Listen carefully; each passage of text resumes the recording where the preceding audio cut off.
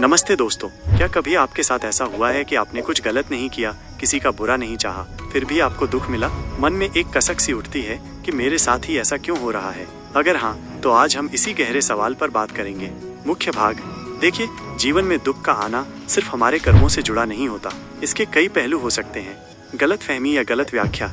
कई बार लोग हमें गलत समझ लेते हैं या हमारी बातों का गलत मतलब निकाल लेते हैं। हमारा इरादा नेक होता है, पर उनकी नज़र में हम बुरे बन जाते हैं। इससे दुख होता है, क्योंकि हम जानते हैं कि हमने कुछ गलत नहीं किया। दूसरों के कर्म। कभी कभी हमें दूसरों के गलत कामों की वजह से भी दुख झेलना पड़ता है। किसी की बेईमानी, धोखाधड़ी या लापरवाही का खामियाजा हमें भुगतना पड़ सकता है, भले ही उसमें हमारी कोई गलती न हो।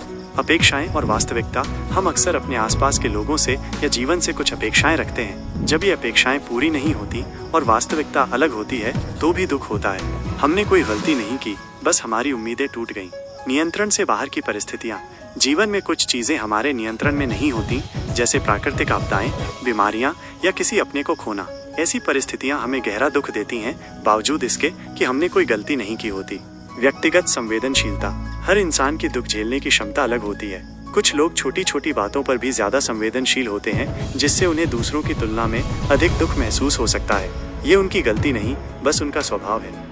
तो दोस्तों, अगर आपको ऐसा दुख महसूस हो रहा है जिसके लिए आप खुद को जिम्मेदार नहीं मानते, तो जान लीजिए कि आप अकेले नहीं हैं। ये जीवन का एक हिस्सा है।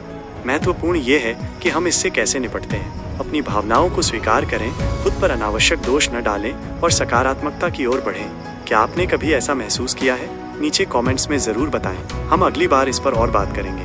तब तक के लिए खुश रहें और सुरक्षित रहें।